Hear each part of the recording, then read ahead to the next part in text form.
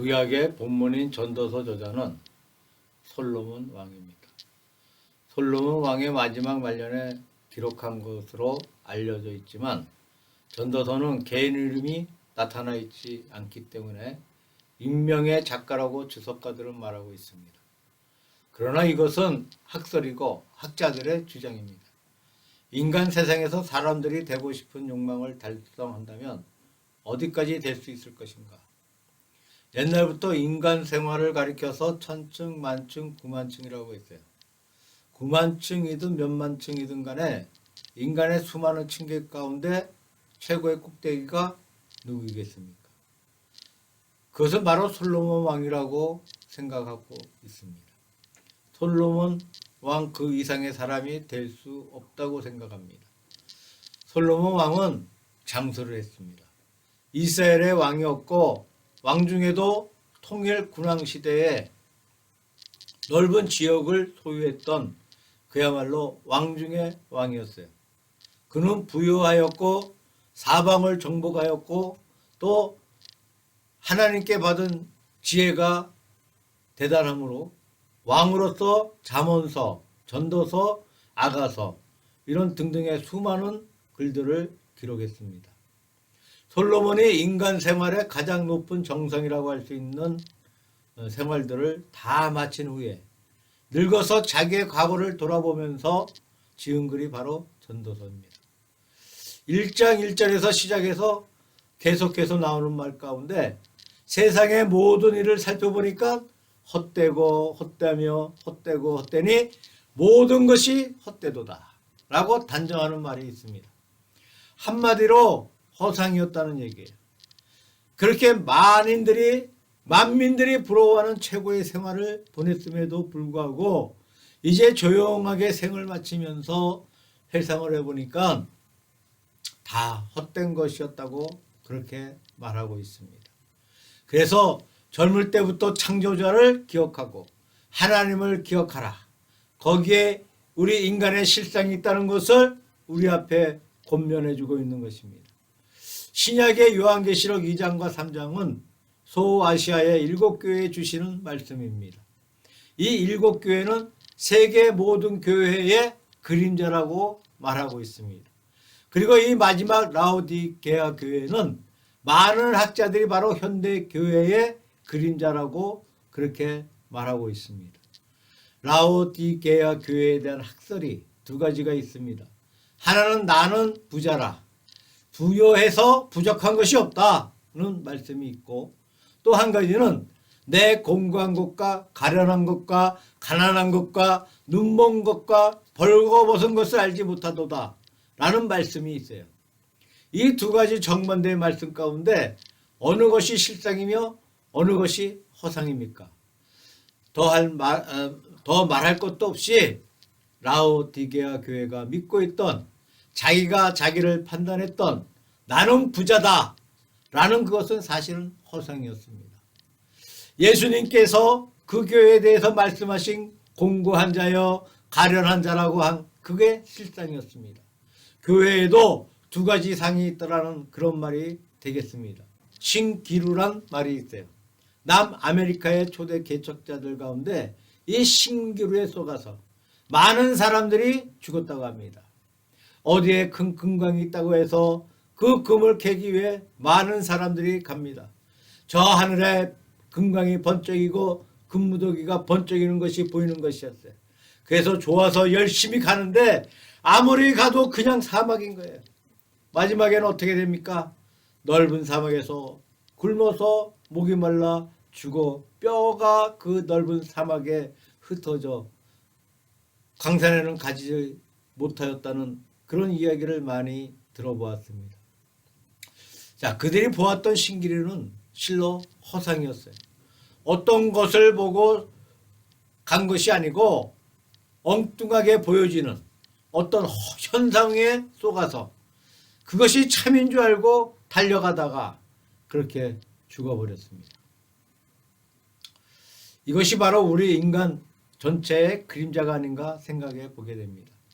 무엇인가 잘못된 개념에서 잘못된 욕심에서 잘못된 길에 들어서서 열심으로 가다 보니까 다 가놓고 보니까 죽음이 와버리고 그때 보니까 헛된 일생을 살아왔다는 그런 결론을 맺는 이야기입니다. 우리가 2021년도 새해를 맞이하면서 지난 1년을 회상해 볼 때 그 가운데 실상이 얼마나 많았던가, 허상이 얼마나 많았던가를 우리 한번 정리해 보는 시간이 필요한 줄로 생각해 봅니다. 불교에도 현세를 가리켜서 춤추는 그림자라는 교리가 있어요. 현세의 모든 생활은 진짜 어떤 실체인 것이 아니고 진짜 몸은 따로 있는데 그 몸에서 비춰오는 한 그림자에 지나지 않는다는 것이에요. 현재 긴간이 박간이 최간이 하면서 우리가 다 자기의 개성을 지키기 위해 애쓰고 있는데 그 개성은 사실인즉 진짜가 아니다. 진짜는 따로 있는데 현세의 모든 것은 다 그 진짜에 비춰오는 그림자에 지나지 않는다는 그런 교리가 있습니다. 어떤 것이 진짜이고 어떤 것이 가짜인가? 예수님께서 라오디게아 교회에 주신 이 교훈의 말씀을 조용하게 우리가 검토해 보면서 2021년도 한 해의 생활에 허상이 얼마나 2020년도 지난 1년 동안의 생활이 허상이 얼마나 많았던가 또 실상이 얼마나 많았던가 우리가 어떻게 하면 좋은가 하는 이런 점을 한번 검토해 보는 시간이 되었으면 합니다. 먼저 허상에 대한 말씀을 생각해 보려고 해요. 허상 15절에 보니까 내가 내 행위를 아노니 내가 차지도 아니하고 도없지도 아니하도다 내가 차든지 도없든지 하기를 원하노라 는 말씀이 있습니다. 이 말씀이 무슨 말입니까? 무감각하다는 뜻이에요. 찬 감각도 없고 뜨거운 감각도 없다는 그 얘기입니다.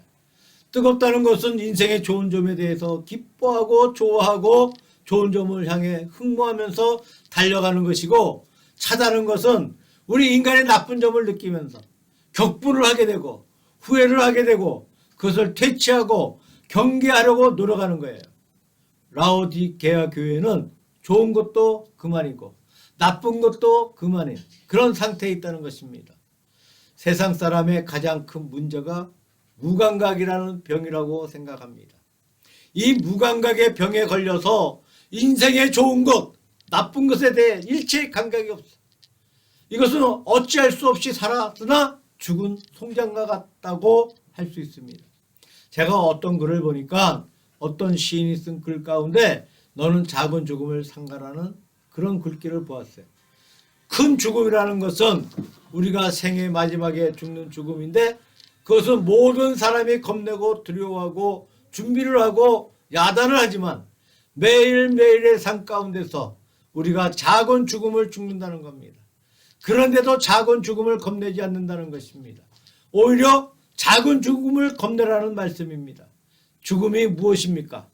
무감각의 세계가 바로 죽음이에요.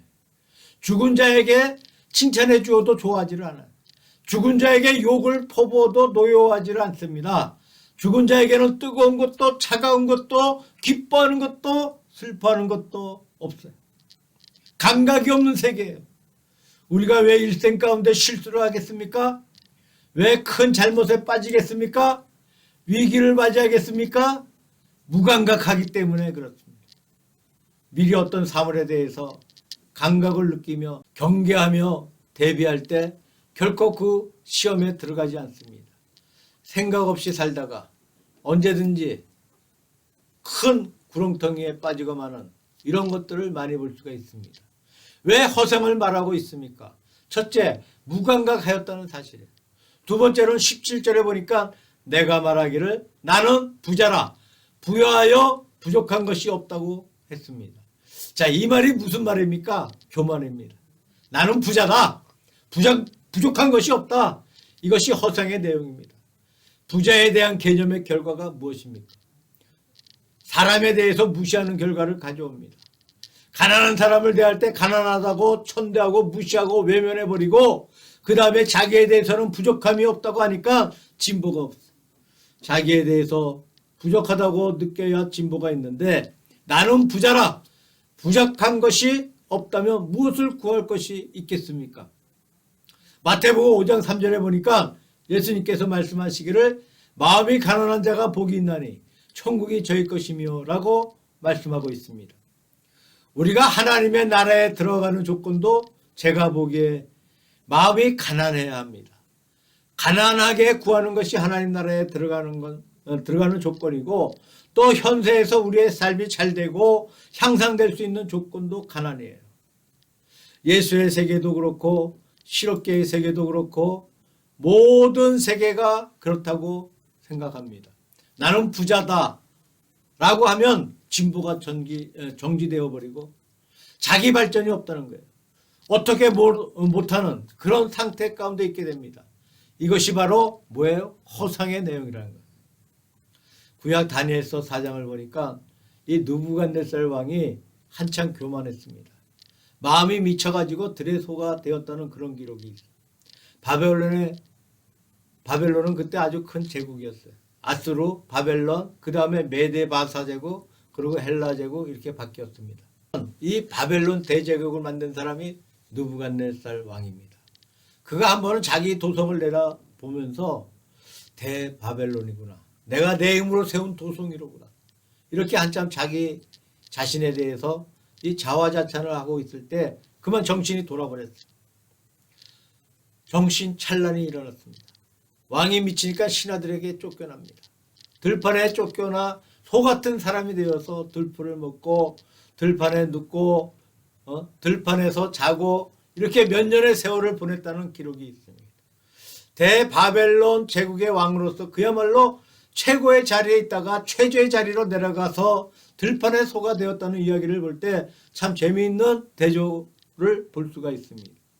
빌립보서 2장에 보면 예수님께서 하나님의 보좌 위에 계시다가 하나님과 동등됨을 취할 것으로 여기지 아니하시고 자기를 비워서 세상에 오셔서 사람이 되시고 종이 되시고 십자가에 죽으심으로 최고의 자리에서 최저의 자리로 비하해 내려오셨다는 거예요. 예수님께서 비하신 것은 만민을 구원하기 위해서 하나님의 뜻 가운데서 비하해 내려오셨습니다. 이 비하는 참으로 존귀한 것인데 느부갓네살의 비하는 그 반대입니다. 교만하다가 자기를 높이다가 이렇게 나락에 빠져서 동물이 되어버렸어요. 아무런 가치 없는 것입니다.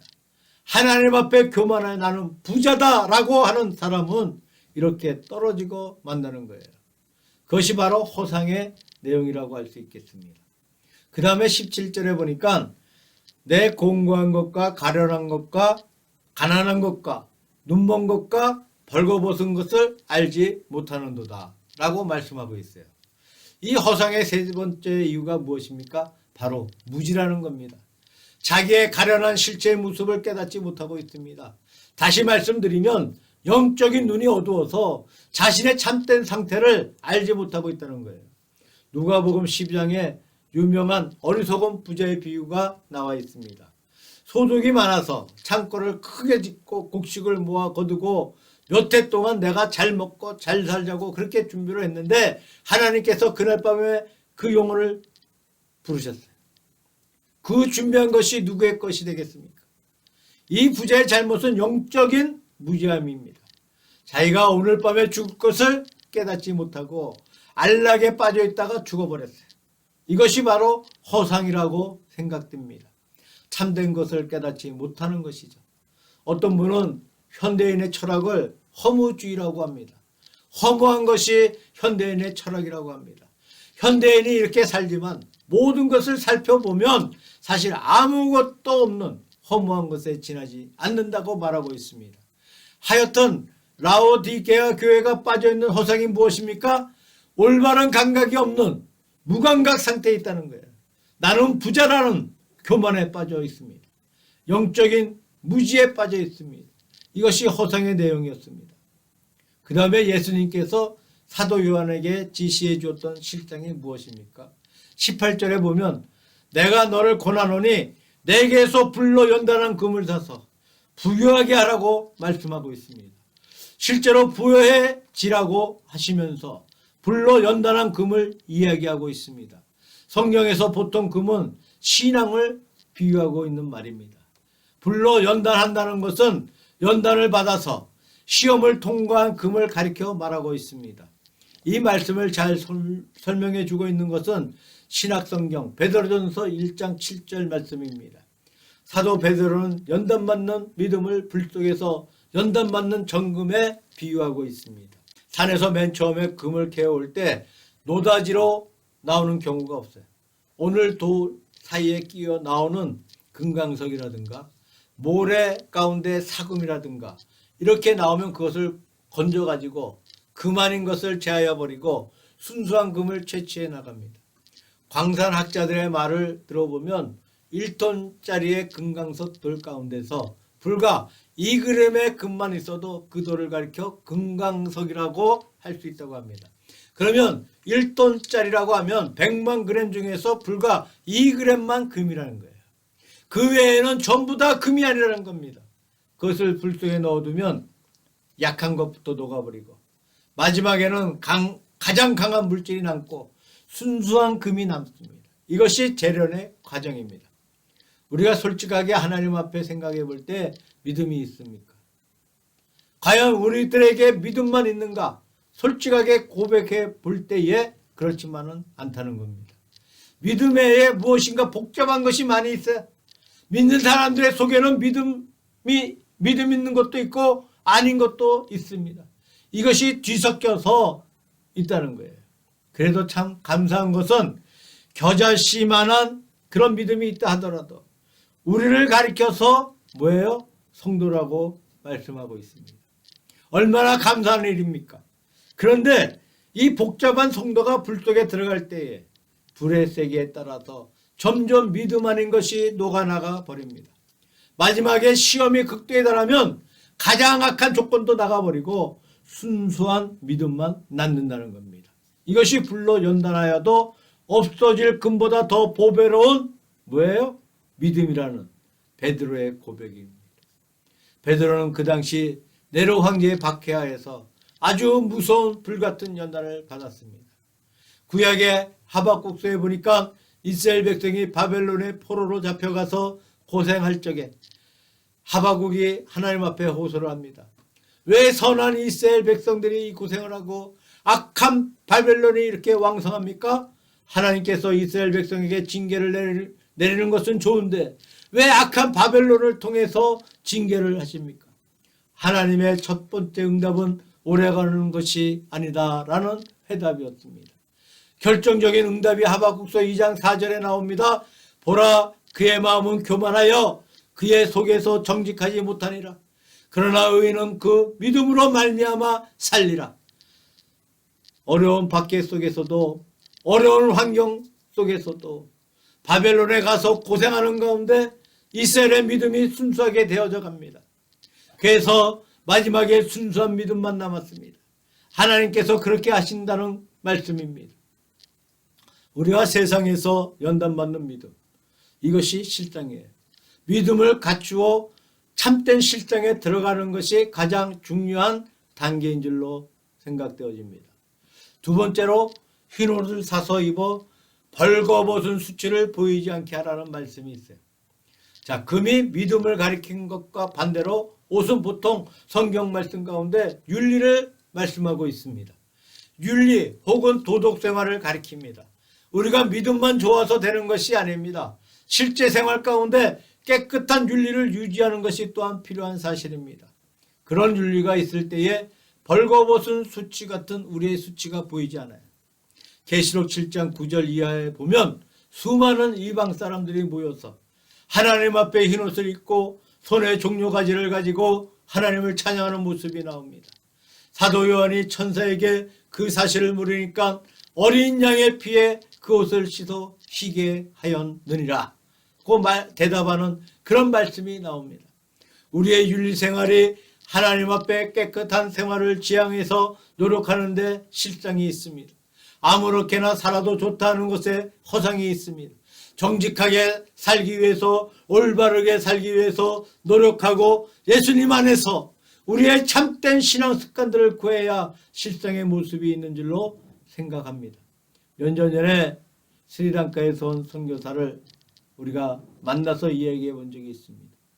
몇 년간 겨자씨 선교에서 조금씩 스리랑카 선교 사업을 도와왔습니다.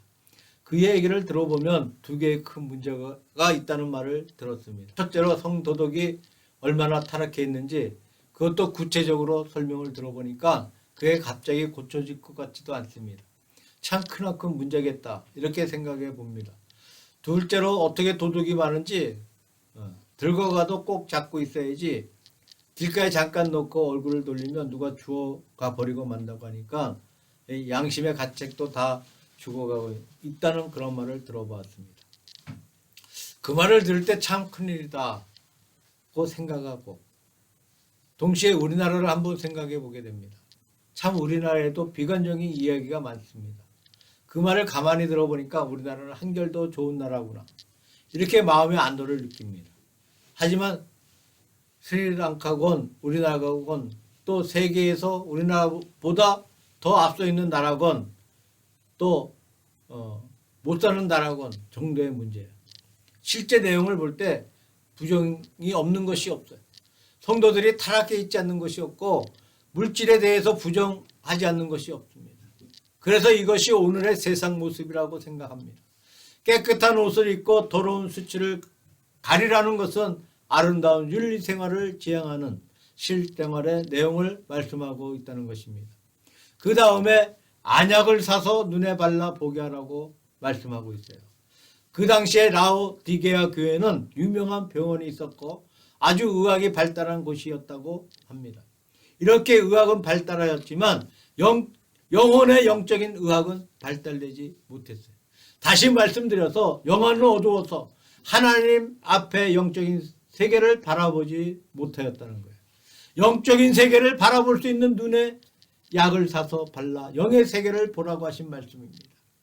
구약의 예레미야서의 내용을 보게 되면 예레미야 선지자는 장차 예루살렘이 함락하고 바벨론의 포로가 된다는 사실을 반복해서 외쳤어. 예레미야는 그 말 때문에 백성들에게 인기를 잃어버렸어. 매국노라는 말을 들었습니다. 능력의 대상이 되었습니다. 숱한 어려움과 곡절을 많이 겪었어요. 마지막에 애굽에 붙들려가서 거기서 돌에 맞아 순교했다고 합니다. 그러나 예레미야는 바벨론 포로를 말하는 동시에 70년 끝에 포로에서 돌아온다는 사실까지 예언해 놓았습니다. 이스라엘 백성이 과연 그들이 포로로 갔을 때 예레미야의 서책을 발견했어요. 그 다음부터는 예레미야 책을 열심히 보았고 봉독했습니다. 다니엘서 9장을 보니까 다니엘이 예레미야 책을 읽다가 이 말씀을 보고 하나님 앞에 감사하고 기도한 말씀이 나옵니다. 예레미야는 멀리 예루살렘의 회복을 바라봅니다. 얼마나 멀리 바라볼 수 있는지를 통해 영원히 맑은 사실을 알 수가 있습니다. 에스겔서에 보니까 37장에 메마른 해골들이 앞에서 죽은 시체가 되고 생기가 들어가니까 하나님의 큰 군대가 되었다는 말씀이 있습니다. 이스라엘 백성이 회복되어서 하나님의 백성이 되고 하나님의 군대가 되는 이스라엘의 부활을 가리키는 예언의 말씀으로 보고 있습니다. 요한계시록을 보면 세상의 종말을 예언해주고 있습니다. 종말의 끝에 왕국을 예언해주고 있습니다. 무궁한 세계를 말씀해주고 있습니다. 그 영의 세계가 얼마나 멀리 뻗쳐 있는지 모릅니다. 흔히 말하기를 역사의 빛을 남기는 사람이라는 그런 말을 합니다. 예를 들면 미국의 아브라함 링컨 같은 분은 흑인 노예들을 석방시켜 주었습니다. 그때는 굉장히 반대를 많이 받았어요. 심지어 미국 사람들이 남북으로 갈라져서 한 5년간의 무서운 전쟁을 했습니다. 그러나 우리가 지금 그 사실을 생각해 볼 때 잘한 사실이라는 겁니다. 그렇게 인종차별을 없애기 위해서 전쟁을 해가면서까지 자기 민족을 죽여가면서 일을 했다는 것은 참으로 훌륭한 일을 한 것이라고 생각합니다. 참 역사에 빛을 남겼다. 영원히 기억할 착한 일을 했다고 우리가 생각되어집니다. 나이팅게일이 전쟁에서 자기의 편이든 적군이든 관계없이 간호를 해주어서 살려주었습니다. 그 정신이 발전되어서 세계 적집사가 탄생되었어요. 역사의 빛을 남기는 일입니다. 우리가 한때 한 일을 그냥 없어지고 마는 일이 있습니다. 오래오래 계속 가는 일이 있습니다. 열매를 맺는 일이 있습니다. 실상은 빛을 바라고 있습니다. 멀리 바라보고 열매를 맺는 일이 실상의 일이라고 생각합니다. 라오디게아 교회에서 허상이 있은가? 라오디게아 교회가 바라보아야 할 실상을 예수님께서 제시해 주셨어요. 그리고는 그 다음에 말씀하시기를 19절에 내가 열심을 내라 회개하라고 말씀하고 있습니다. 이 회개가 무엇이겠습니까? 오늘 제목에 결부시킨다면 허상에서 실상으로 옮겨가는 것이 바로 회개입니다. 헛된 생활을 향해 가던 발걸음을 멈추고 참된 생활로 돌아가는 것이 회개인 줄로 믿습니다. 이 회개의 길 가운데 첫째가 요한계시록 3장 20절에 볼지어다 내가 문 밖에 서서 두드리노니 누구든지 내 음성을 듣고 문을 열면 내가 그에게로 들어가 그로 더불어 먹고 그는 나로 더불어 먹으리라는 것입니다. 여기 내 음성을 듣고는 영적인 감각입니다. 문을 열면은 영적인 행동입니다. 이 감각과 행동을 같이 겸하는 것이 회개의 길입니다.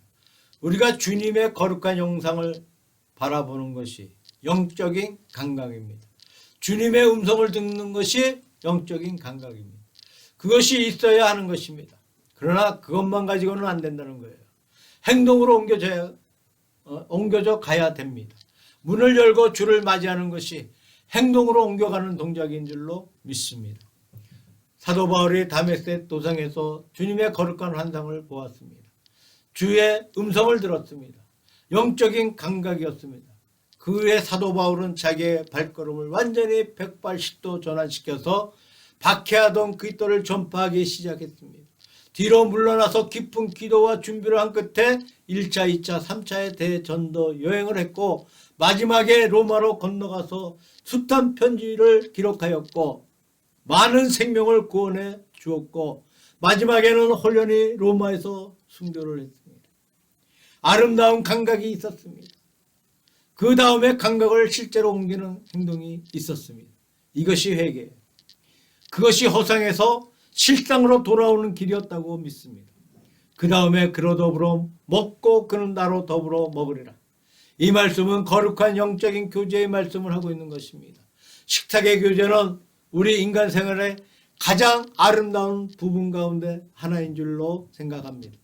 예수님과 더불어 같이 앉아 식사하면서 대화하면서 주의 은총과 주의 진리를 배우고 주와 더불어 사는 생활입니다. 진실로 성도들의 교제, 곧 코이노니아, 이것은 우리 교회의 생명이라는 거예요. 교회라는 것은 주님과 교제하고 성도들과 더불어 교제하는 거예요. 이 교제가 건전한 것이 바로 교회의 생명인 줄로 생각되어집니다. 참된 교제를 회복하라는 내용을 말씀하고 있습니다. 그런데 문제가 생겼어요. 코로나19 때문에 교회가 핍박을 받고 있습니다. 안희한 목사의 유튜브 방송을 보니까 민주당 의원들이 교회 폐쇄법을 발의했어요. 정말 우리나라가 이제 어디로 갈까 걱정이 돼요. 민주당은 북한과 하나가 되려고 하는 것 같아요. 고려 연방제 통일을 생각하는 것 같습니다. 공산주의는 그 자체가 종교예요. 중국에서 3자 교회 외에는 아마 거의 문을 닫은 것 같습니다. 북한의 주체 사상 자체가 종교입니다. 김일성 일가가 하나님이에요. 그 다음에 말씀하기를 내가 내 보좌에 함께 앉게 하여 주기를 내가 이기고 아버지 보좌에 함께 앉은 것과 같이 하리라. 끝까지 믿음을 지키는 자에게는 그때의 거룩한 보좌에 앉게 된다는 겁니다. 영광된 보좌에 앉는 영광의 미래를 대망하는 이것이 바로 뭐예요? 회개라는 말씀입니다. 한 번은 어떤 성공한 부부가 있었습니다. 그 남편이 시골에서 아주 가난한 집에서 태어나 자라다가 이 도시로 옮겨와서 사업에 성공합니다. 큰 부자가 되었어. 한 번은 자기 부인을 데리고 와서 자기 고향을 방문합니다. 가보니까 자기가 살던 그 고향이 수십 년이 경과되었는데 옛날 모습 그대로 남아 있습니다. 그 마을에 들어가서 자기가 태어났던 집에 갔어요. 아주 참 적은 오막살이 초가집인데 그 땅에 넘어질 것 같은 그런 집입니다. 가서 하는 말이 이 집이 내가 태어난 집입니다. 내가 여기서 태어나고 여기서 컸어요. 내가 이런 집에서 태어나 자라고 지금 도시에서 큰 집을 짓고 사니까 참 감사한 일이 아니겠습니까? 그렇게 부인에게 말을 했어요. 부인이 가만히 그 집을 보고 하는 말이 참 그렇습니다. 감사한 일입니다. 하지만 중요한 문제는 이 집에서 현재 집까지 왔다는 그것이 아니라 이제 현재 그 집에서 우리가 어디로 가야 됩니까? 어디로 가고 있습니까? 그게 더 중요한 문제가 아니겠습니까? 라고 했다는 글을 읽어보았습니다. 그렇습니다. 지나왔던 과거가 중요한 문제가 아니에요. 이제부터 어디로 가고 있습니까? 남편이 그 말을 듣고 깜짝 놀랐습니다. 참 그것은 내가 생각해 보지 못했습니다. 이제 내가 가는 방향이 어느 것이냐? 가는 방향을 명백하게 설정하고 거기를 향해서 가야 할 터인데 그 방향을 잃어버렸습니다. 성공을 했는데 되는 대로 살고 있어요. 여기에 문제점이 있다는 얘기입니다. 우리가 지난 1년을 보내면서 지나간 1년 동안 감사할 바를 감사하고 뉘우칠 바를 뉘우치는 일은 물론 해야 한다고 생각합니다. 그러나 그것이 전부가 아니라는 거예요. 이제부터 어디로 가고 있습니까? 어디로 가야 합니까? 우리 한국교회가 어디로 가고 있습니까? 한국교회는 하나로 뭉쳐야 합니다. 그리고 나라와 민족을 위해서 기도해야 돼요. 우리나라는 믿음의 조상들이 죽음으로 세워졌어요. 기독교 초창기 수많은 선교사들이 순교와 헌신으로 이 나라가 오늘같이 성장했어요. 우리 믿음의 성도들은 나라와 민족을 위해서 위정자를 위해서 기도해야 합니다. 차기 대선에서는 하나님을 두려워하는 대통령이 당선되어야 하고 하나님을 두려워하는 정당이 다수당이 되어야 합니다. 우리의 생활 속에 허상을 정리하고 허상을 회개하고 우리가 참된 실장의 목표를 설정하고 그것을 향해서 충실하게 나아가기를 다짐하는 우리 2021년도 초가 되어지기를 기도해야 됩니다. 아직 2021년도를 어떻게 살아가야 할지 계획을 세우지 못했다면 2021년 1월이 다 지나기 전에 설계하시기를 바랍니다.